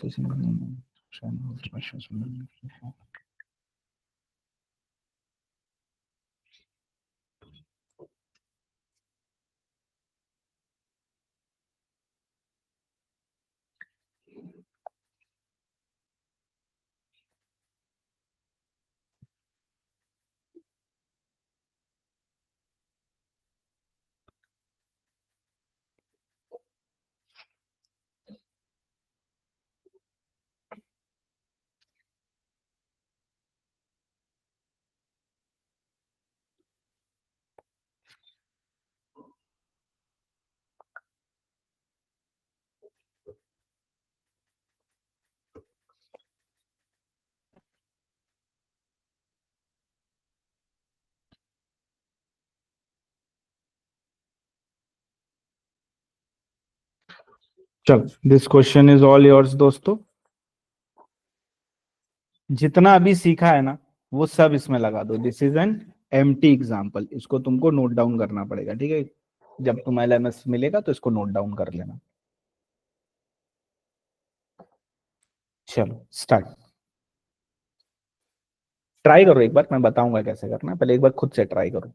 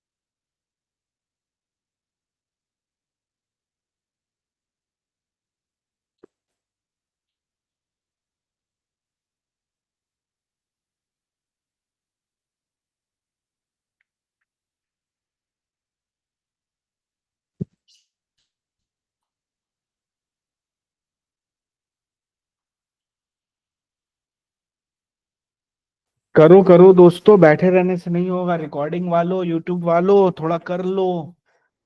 बैठना नहीं है अपने को। यूट्यूब से याद आया, सब्सक्राइब मार देना, नहीं मारा है तो। डन। चलो एक बार ट्राई करते हैं, अब हम करें। चलो देख, बहुत आसान सा है, कंफ्यूज नहीं होना। सबसे पहले एनोनिमस डोनेशन का ट्रीटमेंट करते हैं, ठीक है। एनोनिमस डोनेशन के ट्रीटमेंट में अपने को चाहिए एक्चुअल एनोनिमस डोनेशन, जो कि है कितना, 2 लाख रुपए का। इसमें से मेरे को लेस करना है 5% ऑफ टोटल डोनेशन और 1 लाख। टोटल डोनेशन की हम बात करें तो क्रॉस डोनेशन है हमारे पास इंक्लूडिंग कॉर्पस 2 लाख का, 10 lakh. Anonymous donation not included above है 12 लाख। पहले मैंने क्या वर्ड यूज किया, टोटल डोनेशन। मैंने बोला क्या कॉर्पस हटाने, ये बात तो मैंने बोला नहीं यहाँ पे। टोटल डोनेशन मतलब जितना रुपया मिला सब ले लेना है, चाहे कॉर्पस के रूप में मिला हो, चाहे कैसा भी डोनेशन मिला हो, सारे डोनेशन ले लेना है अपने को। तो हमने कॉर्पस वाले को भी कंसिडरेशन में लेना है। तो हमारे लिए जो टोटल डोनेशन होगा वो कितना होगा, 12 लाख रुपीस का। 10 + 2, 12 लाख रुपए। 12 लाख रुपए का अपने को करना है 15%, दैट इज 60,000। अब 60,000 या 1 lakh, whichever is higher, 1 lakh is higher. अब 1 लाख हम इसमें से करेंगे माइनस, यहां पे आ गया हमारे पास 1 लाख रुपीस। ये जाएगा 115 बीबीसी में, ये जाएगा तुम्हारा नॉर्मल कॉम्प्यूटेशन में। अब इसको करते कैसे ये देखो, ये निकाल लिया। इसमें किसी को कोई डाउट है कोई, या इसमें तो कोई समस्या नहीं है, आसान से। अब एग्जाम में कैसे इसको करेंगे, पहली बात तो ये वर्किंग नोट में जाएगा, जो हमने बनाया ये वर्किंग नोट का पार्ट बनेगा। फिर हमें लेना है ग्रॉस रिसिप्ट। टोटल हमारी ग्रॉस रिसिप्ट कितनी हुई है, टोटल हमारी ग्रॉस रिसिप्ट हुई है 10 लाख की, 10 लाख रुपीज।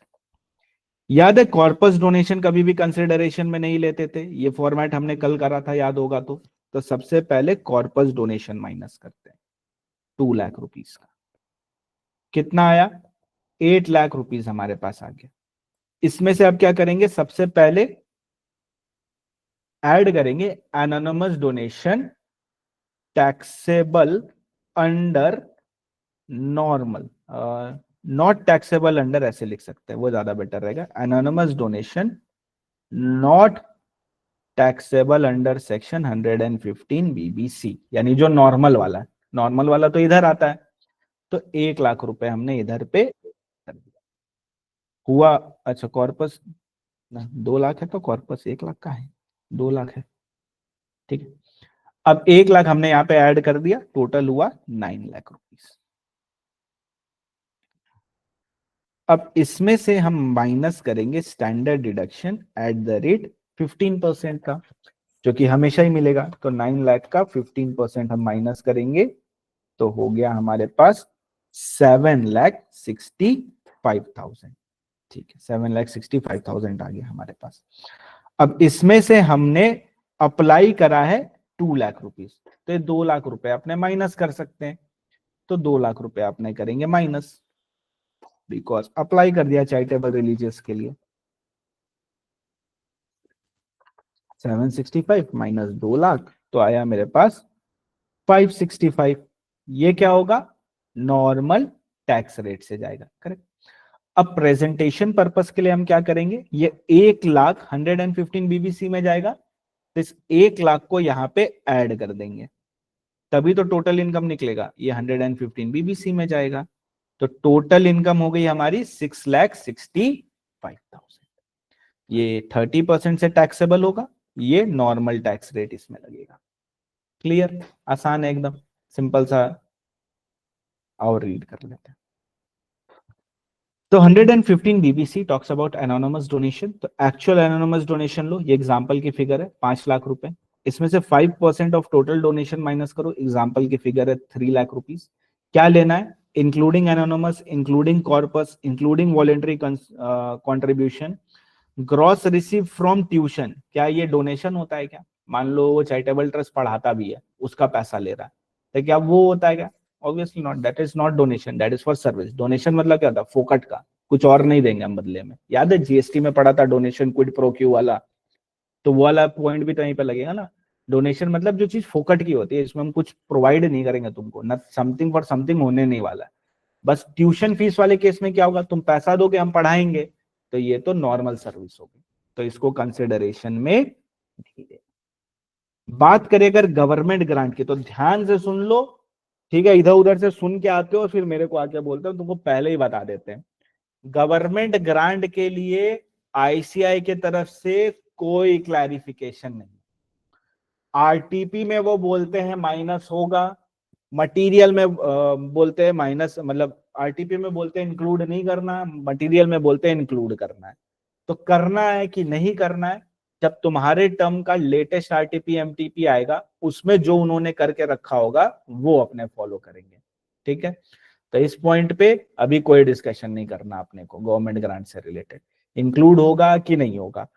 एक जगह वो इंक्लूड करते हैं, एक जगह वो इंक्लूड नहीं करते हैं, तो अभी के लिए इस पे कोई चर्चा नहीं करना अपने को वेट करना है टिल आरटीपी एंड एमटीपी। अगर नहीं उसमें कुछ बताते हैं तो फिर मैं बताऊंगा बेस्ट पॉसिबल रास्ता कौन सा है। ठीक है, अभी के लिए सिर्फ अगर हमारे क्वेश्चन में आता है तो हमारे आंसर में जो किया होगा वही अपने करेंगे। ठीक है, टोटल डोनेशन 5% या 1 लाख, ये एक्चुअल फिगर है, विच एवर इज हायर लेना है। 3 लाख आ गया तो माइनस किया 2 लाख, जो माइनस किया हमने 3 लाख, ये चला जाएगा नॉर्मल कॉम्प्यूटेशन में, एंड ये 2 लाख चला जाएगा 30% से टैक्सेबल। एंड रिलीजियस पर्पस वाला anonymous donation not taxable under section 115 BBC. अच्छा, मैंने क्या लिखा है यहाँ पे रिलीजियस पर्पस के लिए, not taxable under 115 BBC, exempt लिखा है क्या, नहीं, टैक्सेबल होगा 115 बीबीसी में, नहीं होगा, नॉर्मल कंप्यूटेशन में जाएगा। सबसे बड़ा कंफ्यूजन यही होता है, सबको लगता है एग्जेम्प्ट है, एग्जेम्प्ट नहीं है, नॉर्मल ट्रीट होगा, जैसे नॉर्मली करते वैसे नॉर्मल ट्रीटमेंट करना है, उसमें एग्जेम्पशन नहीं दे देना गलती से भी। यहाँ लिख लेना, बाद में मैं अभी दिखा देता हूं।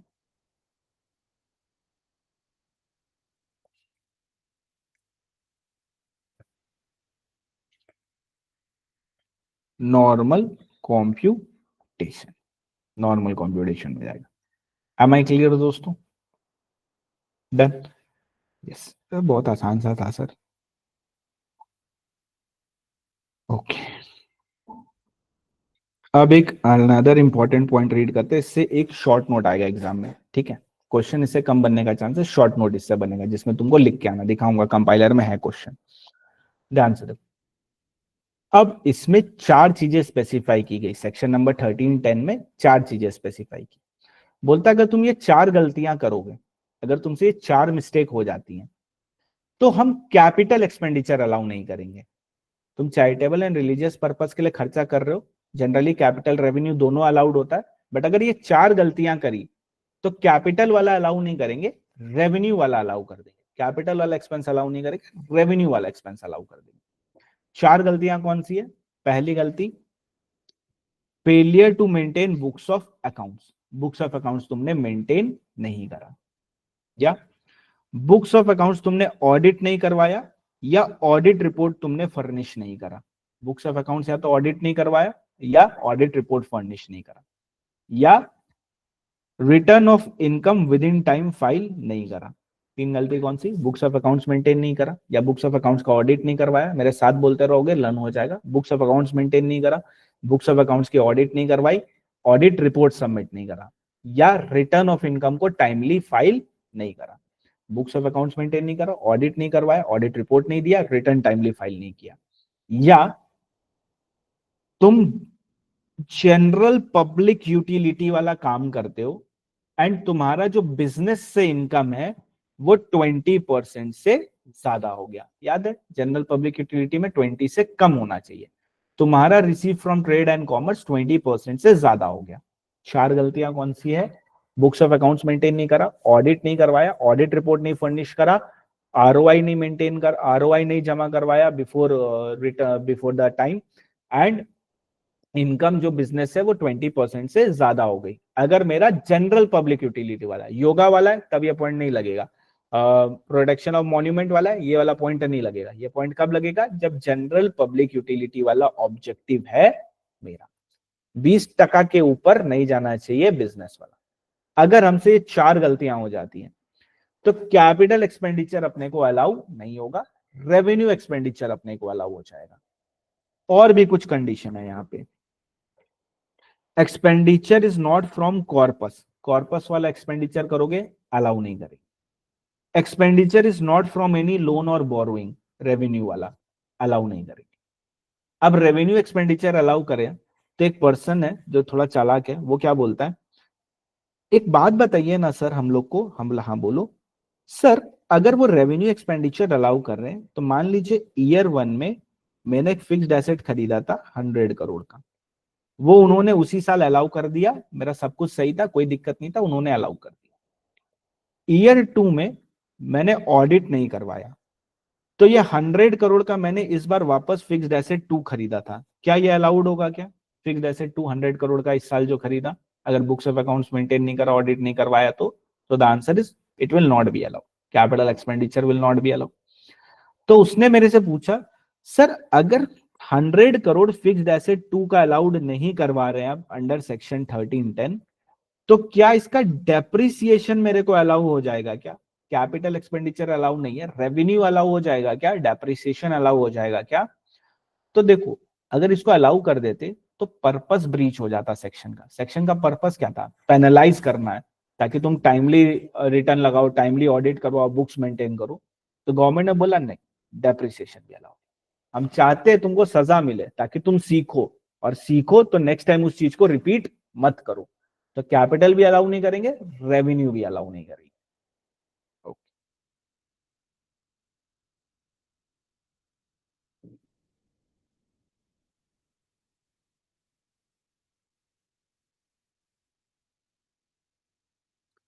ना ना अलाउ कर देंगे, अलाउ कर देंगे, डेप्रिसिएशन अलाउ कर देंगे। इस साल का डेप्रिसिएशन अलाउ कर देंगे, बट जो ऑलरेडी माइनस कर दिया है 100 करोड़, उसका डेप्रिसिएशन अलाउ नहीं करेंगे। जो ऑलरेडी ईयर 1 में हमने 100 करोड़ माइनस किया उसका अलाउ नहीं करेंगे, करंट वाला अलाउ कर देंगे, करंट वाली डेप्रिसिएशन अलाउ कर देंगे। No claim of depreciation on asset whose acquisition cost has been claimed as an application of money in previous year। से प्रीवियस ईयर में जिसका एक्वाइजेशन कॉस्ट हमने 100% ले लिया था वो अलाउ नहीं करेंगे। Expenditure is not in form of any contribution और डोनेशन टू एनी पर्सन। तो क्या नहीं करना है? कॉर्पस से खर्चा नहीं करना है, लोन से नहीं करना है, पुराने वाले का डेप्रिसिएशन नहीं लेना है, and expenditure is not from any donation, मतलब किसी को डोनेट नहीं करना है। तो कॉर्पस से खर्चा नहीं करना है, लोन से खर्चा नहीं करना है, किसी और को डोनेशन नहीं देना है, एंड डेप्रिसिएशन नहीं लेना पुराने एसेट का। कैपिटल एक्सपेंडिचर अलाउ नहीं करेंगे, capital expenditure is not allowed. 40A I है, 40A3, 40A3 है, ये एप्लीकेबल होगा, पीजीबीपी में पढ़ेंगे और अच्छे से इसके विषय में। No deduction in respect of any expenditure, ये पीजीबीपी के बात करेंगे अभी। तो 10 13 10 अपने को क्या बोलता है? 13 10 अपने को बोलता है अगर अपने 4 गलती करते हैं, यानी जनरल पब्लिक यूटिलिटी वाला होके 20% के ऊपर बिजनेस इनकम चली जाती है, या failure to maintain books of accounts, या बुक्स ऑफ अकाउंट्स ऑडिट नहीं करवाते, ऑडिट रिपोर्ट नहीं देते, या रिटर्न ऑफ इनकम को टाइमली फाइल नहीं करते हैं। तो एक्सपेंडिचर अगर आप तो अपने कैपिटल एक्सपेंडिचर अलाउ नहीं करेंगे, रेवेन्यू अलाउ कर देंगे, बट कंडीशन क्या है? कॉर्पस से नहीं करना, लोन से नहीं करना, डेप्रिसिएशन नहीं मिलेगा पुराने वाले एसेट का, and expenditure is not in form of contribution to any other person. 40A IA 40A3 40A3 वगैरह ये सब कुछ एप्लीकेबल होगा, ये डिसअलाउ होगा, ये सेक्शन सारे एप्लीकेबल रहेंगे। ओके, पढ़ते ही जा रहे, पढ़ते ही जा रहे, पढ़ते ही जा रहे, पढ़ने थोड़ी आए यहाँ पे, सिर्फ कुछ करना भी तो पड़ेगा। चलिए कुछ करते हैं। ये रहा क्वेश्चन। सर ये क्वेश्चन हम लोग करें क्या? एक बार हम लोग को भी तो मौका दीजिए सर करने का। ठीक है, चलो एक क्वेश्चन दिख रहा है स्क्रीन पे तुम लोग को, देखो पढ़ देता हूँ। Tulsi Foundation, a public charitable and religious trust registered under 12AB, runs a hospital and also owns a temple. Furnish you the following detail. ऊपर वाला हटा देते, कोई काम का नहीं है, सीधा इधर आता है। Gross received from hospital 200 lakhs. Voluntary contribution not included in gross received from public amounted to 35 lakhs. It include corpus donation 5 lakhs invested in 11/5 mode and anonymous donation of 10 lakhs. Out of this anonymous donation of 10 lakhs, 8 lakhs are made to donation box of temple. Okay. पहली बात ध्यान से सुनो, करना करना तो मैं बता देता हूं कैसे करना है, ठीक है। वॉलेंट्री कॉन्ट्रीब्यूशन मतलब होता है डोनेशन, ग्रॉस रिसीव मतलब डोनेशन नहीं होता है, वो होता है अपना हॉस्पिटल से जो रुपया हमने कमाया। वॉलेंट्री कॉन्ट्रीब्यूशन में मेरे को 35 लाख का डोनेशन मिला, 35 lakhs का, जिसमें से 5 lakhs तो कॉर्पस डोनेशन है, तो वो तो गियो, उसको तो कुछ करना नहीं, माइनस कर देना। एनोनिमस डोनेशन है 10 lakhs का, इंक्लूडेड है, ठीक है, इस 35 lakhs में 10 lakhs इंक्लूडेड है। इस 10 lakhs में भी 8 lakhs जो है वो टेम्पल को मिला है, यानी 2 लाख ही एनोनिमस डोनेशन है जो चैरिटेबल ट्रस्ट को मिला है। तो जब हम कैलकुलेशन करेंगे और एक्चुअल एनोनिमस डोनेशन लेंगे तो वो 2 लाख रुपीस लेंगे बस, ठीक। बिकॉज 8 लाख तो टेम्पल बॉक्स वाला है, वो तो नॉर्मली टैक्सेबल होता है 115 बीबीसी में, तो वो जाता ही नहीं है। ओके, अब इसको करना कैसे सीखेंगे, पहले पढ़ लेते हैं। Operational expenses incurred for the hospital amounted to 94 lakh and for temple amounted to 15 lakhs. दोनों ही अलाउड है, दोनों ही चैरिटेबल एंड रिलीजियस पर्पस के लिए दोनों ही एक्सपेंस अलाउड है, 94 भी अलाउड है, 15 भी अलाउड है। On 1st January, 6 lakh rupees was paid to contractor in cash for overall maintenance of hospital. This amount is included in operational expenses above. तो 6 लाख रुपए कैश में पेमेंट किया, कीवर्ड्स देखो, कैश में पेमेंट करा है, 6 लाख रुपीस करा है, 1st जनवरी को करा है, तो to a single person on a single day 6 more than 10,000 payment करा, क्या हो जाएगा? डिसअलाउ, मतलब ये माइनस नहीं होता है। तो जब ऑपरेशनल एक्सपेंसेस अपने माइनस करेंगे 94, तो इस 6 lakhs उसमें से पहले माइनस कर देना, यानी ये अलाउड नहीं होगा, ये 6 lakhs नहीं माइनस कर सकता, बिकॉज 40A3 लग जाएगा इसमें। Am I clear दोस्तों? On 1st May, trust purchased and installed new computer software for 25 lakhs for the hospital. Rate of depreciation is 40%. तो depreciation से कोई लेना देना नहीं है, पूरा का पूरा 25 लाख रुपीस अपने माइनस कर सकते हैं, because charitable and religious purpose के लिए। Trust gave donation of 12 lakhs to Balaji Trust having object of charitable nature, but not object similar to the donor trust. फर्क नहीं पड़ता है, डोनर ट्रस्ट से सिमिलर हो नहीं हो कोई फर्क नहीं पड़ता है, डोनेशन दिया, कितना माइनस करेंगे एप्लीकेशन में दोस्तों? 85%। वेरी गुड सचिन, चलो तो एक बार ये क्वेश्चन खुद से ट्राई करना चाहते हो सेल्फ, एक बार कोशिश करो, ठीक है, हम तो कर ही देंगे, एक बार तुम कोशिश करो, ट्राई करो एक बार। Start. Gross receipt minus corpus donation minus total anonymous donation, फिर नॉर्मल वाला ऐड कर देना, रिलीजियस वाला ऐड कर देना, फिर 15% का स्टैंडर्ड डिडक्शन दे देना, फिर जो जो एक्सपेंसेस माइनस होंगे वो एक्सपेंसेस माइनस कर देना, खत्म।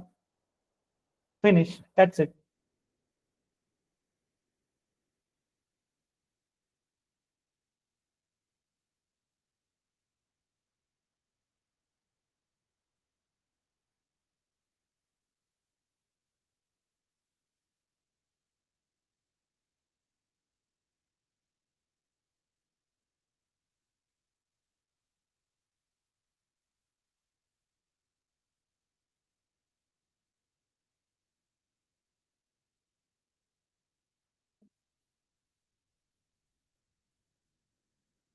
एवरीबॉडी जस्ट ट्राइड, क्वेश्चन तुम्ही को करना है एग्जाम में।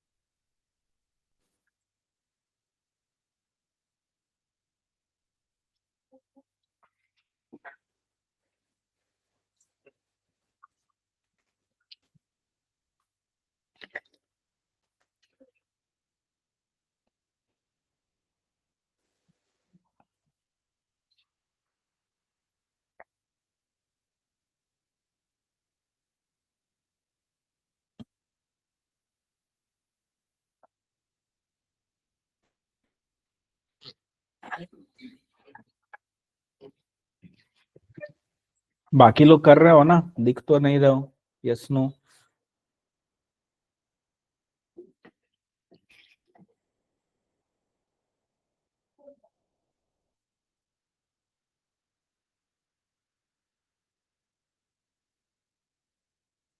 ऑपरेशनल एक्सपेंस 94 लाख, टेम्पल वाला 15 लाख, 6 लाख कैश में पेमेंट करा था। लैपटॉप के लिए 25 लाख एंड 12 लाख बालाजी ट्रस्ट को।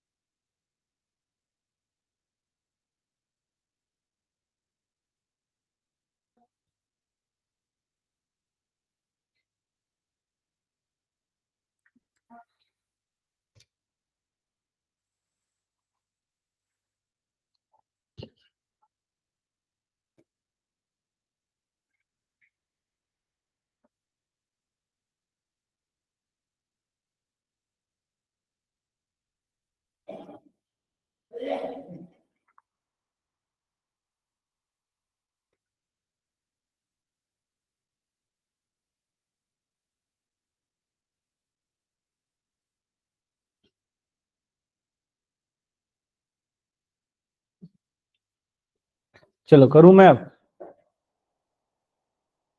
करे? ओके, बड़ा आसान। सबसे पहले तो स्टार्ट करना होता है, ये फॉर्मेट हम लोग डे 1 से देख रहे, क्रॉस रिसीप्ट से शुरू करेंगे 100 lakhs की। इसमें से फिर अपने ऐड करेंगे वॉलेंट्री कंट्रीब्यूशन, एक बार के लिए पूरा ले लेते हैं 35 lakhs। इसमें से माइनस करेंगे कॉर्पस डोनेशन, बिकॉज 11.5 में डाल के रखा है तो पूरा का पूरा एग्जाम्प्ट होगा 5 लाख रुपए। फिर हम माइनस करेंगे एनोनिमस डोनेशन। अब जब हम एनोनिमस डोनेशन को एक बार के लिए यहां से हटा देंगे, बिकॉज इसका बाइफरकेशन होगा, कुछ नॉर्मल में जाएगा, एंड कुछ 115 बीबीसी में जाएगा। तो एक बार के लिए पूरा हटा देते हैं, ठीक है। अब हम एक बार के लिए जब पूरा हटाने जाते हैं तो हमें पता चला कि 8 लाख रुपीज तो टेम्पल बॉक्स में था, वो तो वैसे भी नॉर्मल में ही जाना है, तो उसको हटाने का तो कोई सेंस बनता नहीं है। तो हम सिर्फ 2 लाख रुपीज ही माइनस करते हैं, बिकॉज 10 लैक्स में 8 टेम्पल वाला है, वो तो वैसे भी नॉर्मल में जाएगा, फिर हटाएंगे फिर ऐड करेंगे, दो बारी क्यों करना। तो स्ट्रेट अवे सिर्फ 2 लाख रुपीज ही माइनस करते हैं, जो चैरिटेबल ट्रस्ट वाला हॉस्पिटल वाला एनोनिमस डोनेशन है। तो 2 लाख रुपीज हमने माइनस कर दिया। अब हम चलते स्ट्रेट अवे वर्किंग नोट की तरफ।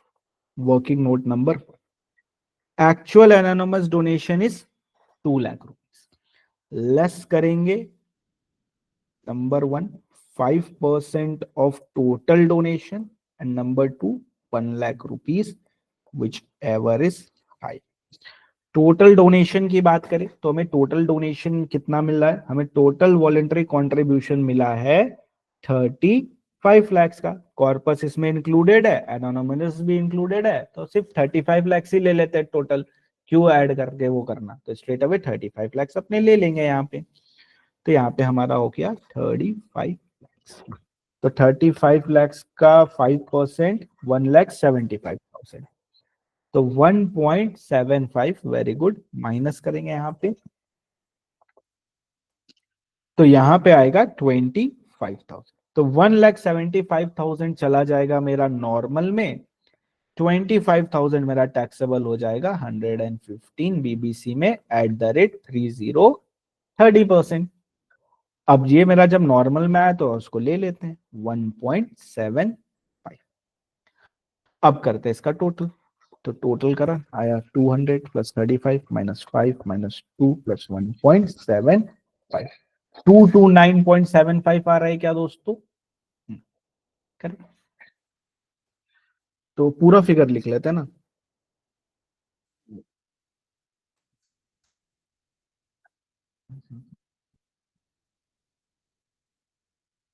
टू पॉइंट ऐसे ही करते हैं, पूरा में थोड़ा दिक्कत हो जाएगी।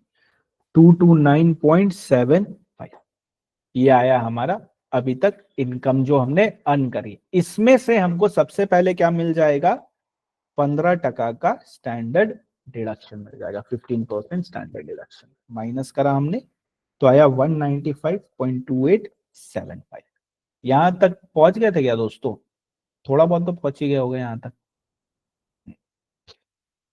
अब इसमें से माइनस करना है क्या, 94 15, बट 6 लाख माइनस नहीं होगा। 94 और 15 तो माइनस होगा, 6 लाख माइनस नहीं होगा। 6 लाख इंक्लूड किया हुआ है तो पहले 6 लाख हटा देते हैं उसमें से। तो 94 लाख माइनस 6 लाख हुआ 88 लाख। इसमें ऐड किया ये 15 लाख, और फिर क्या ये 25 लाख भी ऐड हो जाएगा, ऐड कर लेते एक साथ, तो अपना हो गया 128। इसमें क्या है, लैपटॉप वाला है, ऑपरेशनल वाला है, एंड डिसअलाउ भी हमने कर दिया इसमें, 40A3 वाला डिसअलाउ भी कर दिया हमने। अब ध्यान से देखो, अब हमने 12 लाख रुपया दिया बालाजी ट्रस्ट को, तो पूरा 12 लाख तो माइनस नहीं करेंगे, उसका 85% माइनस करेंगे। तो 12 लाख का ओनली 85% विल बी अलाउड। तो 12 लाख का ओनली 85%, यानी 10.2 ही अलाउ करेंगे। तो हमारा हो गया 195.2875 माइनस 128 माइनस 1, तो मेरा आंसर तो दोस्तों आ रहा है 57,08,750। आया? कोई बात नहीं, नहीं आया तो अब इसमें बस एनोनिमस डोनेशन जो कि 115 बीबीसी में जाएगा वो लिख देना है, 25,000 का वो ऐड कर देंगे, टोटल इनकम आ जाएगी। ये टैक्सेबल होगा एट द रेट 30%, ये टैक्सेबल होगा नॉर्मल टैक्स रेट पे। टोटल इनकम हो गई हमारी 57,33,750। एम आई क्लियर दोस्तों? गलत किया मैटर नहीं करता है, करा ये मैटर करता है। तुमने ट्राई किया ये इंपॉर्टेंट है, गलत हो गया वो इंपॉर्टेंट नहीं है, वो मैटर नहीं करता। ट्राई करना सबसे ज्यादा जरूरी है। क्वेश्चन आंसर प्रैक्टिस नहीं करोगे, सिर्फ प्रोविजन पढ़ोगे, तो फिर नहीं हो पाएगा, पॉसिबल नहीं है, क्लियर नहीं कर पाओगे एग्जाम। एग्जाम क्लियर करना है तो तुमको क्वेश्चन आंसर प्रैक्टिस करना ही पड़ेगा। और इस बैच में हम लोग सब कुछ कवर करेंगे, क्वेश्चन आंसर, समरी वगैरह। समरी तो देखो बनाते ही जा रहे हैं साथ साथ, क्वेश्चन आंसर वगैरह भी।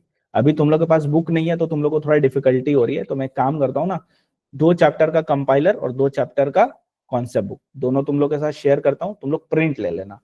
प्रिंट ले लोगे तो फिर तुम थोड़ा अच्छी तरीके से चीजों को मैनेज कर पाओगे, ठीक है। तब तक तुम लोग के पास बुक भी पहुंच जाएगा जब तक वो 2 चैप्टर खत्म होगा। तो ये हमने देखा।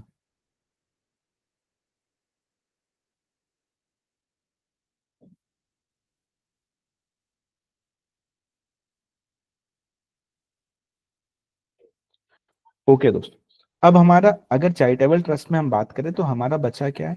चैरिटेबल ट्रस्ट अभी जो हमारा बचेगा, इतना सब होने के बाद एक बचेगा रजिस्ट्रेशन ऑफ चैरिटेबल ट्रस्ट, दूसरा बचेगा एग्जिट टैक्स 115 टीडी, फिर हमारे पास बचेगा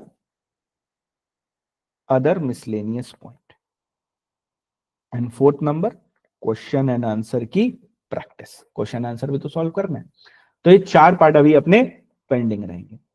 आज के लिए अपना इतना ही करते, दैट्स इट फॉर टुडे। ये पार्ट को अपने कंटिन्यू करेंगे। अभी फ्राइडे एंड सैटरडे अपना ऑफ रहेगा, अब सॉरी सैटरडे संडे अपना ऑफ रहेगा, मंडे मिलेंगे। तब तक मैं तुम लोग को पीडीएफ शेयर कर दूंगा, तुम लोग प्रिंट आउट लेके रेडी रहना। एंड आईडीटी को रिवाइज कर लेना, बिकॉज आईडीटी का मॉक टेस्ट होगा तुम्हारा February फर्स्ट वीक में। तो तब तक जितना आईडीटी अपने पढ़ लेंगे, 12-13 चैप्टर, 14 चैप्टर पढ़ लेंगे, तब तक 14 चैप्टर तुम रिवाइज कर लेना, ताकि उसके टेस्ट में अच्छे से परफॉर्म कर पाओ, ठीक है। तो that's it for today, thank you very much for joining in दोस्तों, बाय बाय, टेक केयर, जय श्री राम।